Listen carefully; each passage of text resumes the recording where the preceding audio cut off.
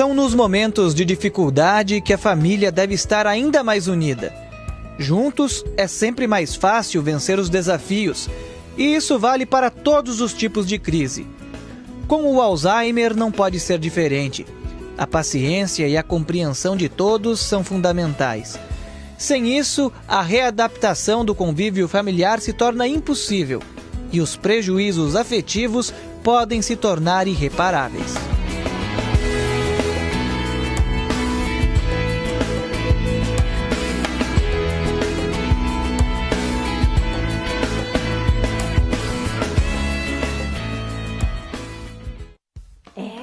E para falar sobre essa doença, eu tenho o prazer de receber a psicóloga Ana Fraiman. Muito obrigada por ter vindo, Ana. Obrigada por ter me convidado. Nós vamos aprender muito com você. E também essa pessoa muito especial, a cuidadora Shirley Aparecida da Silva Torres. Muito obrigada por ter vindo, querida. Obrigada. A sua experiência também vai ser muito elucidativa para todos aqueles que nos assistem, porque ela é uma cuidadora e você já vai saber o que representa isso.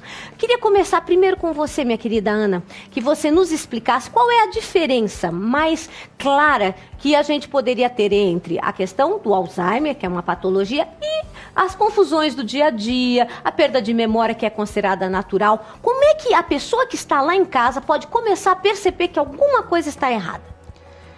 Uma coisa é a falta de atenção, de concentração em alguma coisa que se esteja fazendo. E sem atenção e concentração, a memória não vai fixar. Sim. Ok? Então, é muito importante fazer realmente o diagnóstico diferencial, porque existem várias situações que podem levar a um estado confusional. E eu acredito que haja muita gente sendo diagnosticada como portadora do mal de Alzheimer, sem ser. Sim.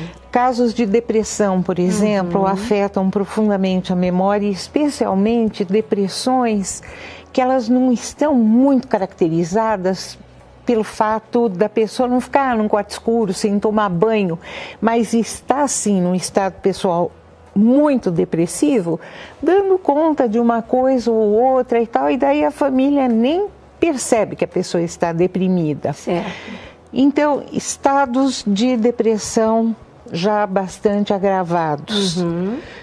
Intoxicação alimentar ou desnutrição. A pessoa ela pode estar muito bem alimentada e pessimamente nutrida. Que aliás é uma confusão, né? As pessoas dizem, nossa, mas ela está tão fofinha, está tão bem, e na verdade ela está desnutrida, tem uma anemia. O fato de comer não significa que a pessoa esteja se nutrindo bem. Interação medicamentosa, especialmente agravada quando a pessoa gosta de tomar alguma coisinha junto. Então, perturbações de sono que são frequentes, quer dizer, a impregnação também pelo alumínio, pelo mercúrio, quer dizer, para a gente chegar e dizer, bom... É Alzheimer? É Alzheimer, tem que fazer um longo caminho, além do que, quando a pessoa ela está desesperançosa da vida também, desinteressada, pode entrar num estado confusional também, porque já quase não está ligando coisa com coisa. Então, a melhor coisa, o que você acha? Eu estou na dúvida se estou dentro de um padrão normal de esquecimento ou se estou com uma depressão. Buscar imediatamente um médico para fazer o diagnóstico? A pessoa que está com Alzheimer, essa é uma grande diferença. Ela não percebe que ela está confusa. Ela acha que está normal, né? Ela acha que está normal, ela não se dá conta do tamanho da desorganização e da perda de memória que já ocorreu consigo. Quem percebe são os familiares e existe um elemento muito interessante no mal de Alzheimer, que é a irritabilidade e o alheiamento que vão se instalando gradativamente, porque quando se trata de uma questão de perda de memória, a pessoa se dá conta. Sim. Não estou lembrando, estou ficando muito esquecida. Isso é um bom sinal, então. Quando a gente tem essa sensação de que, eu perdi, não estou me lembrando, é sinal que a pessoa está consciente, não é? Daquela é um perda. Sinal positivo da perda. Isso.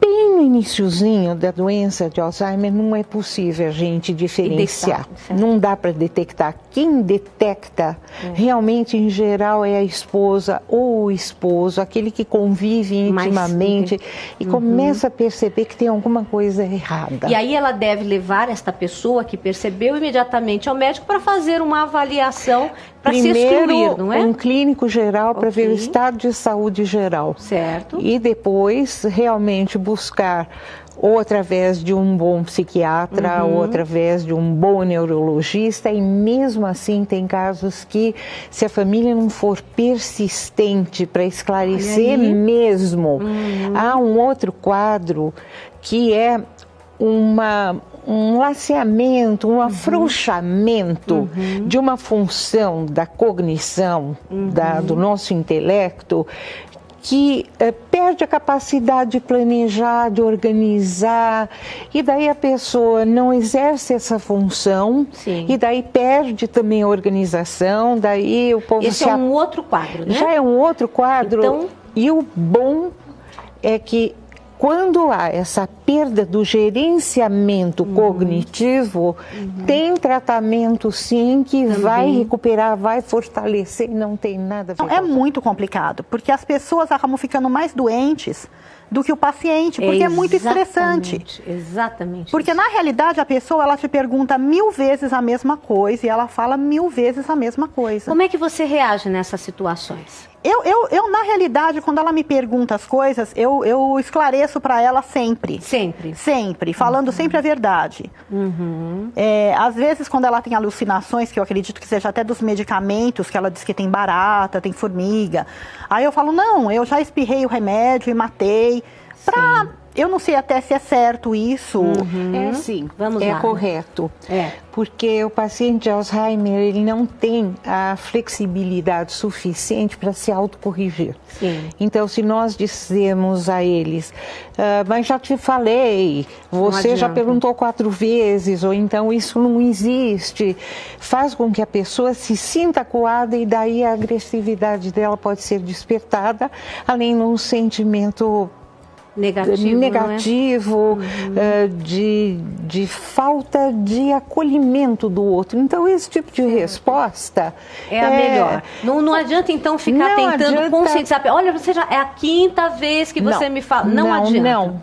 Não, é desgaste e é um gatilho para o outro ficar nervoso e reagir mal. Perfeito. Então, se a pessoa quer chorar, deixa chorar. Eu tive um familiar que realmente assim chorava absurdamente. E os filhos diziam, mamãe, não fica assim, não fica assado, pipipi, popopó, olha, tem isso de bom, aquilo de bom. E eu chegava com 2 caixas de lenço, um cobertorzinho nas pernas, olha, tá aqui para a senhora chorar bastante, o quanto quiser, tá legal? Só que chora aqui no cantinho que eu estou trabalhando.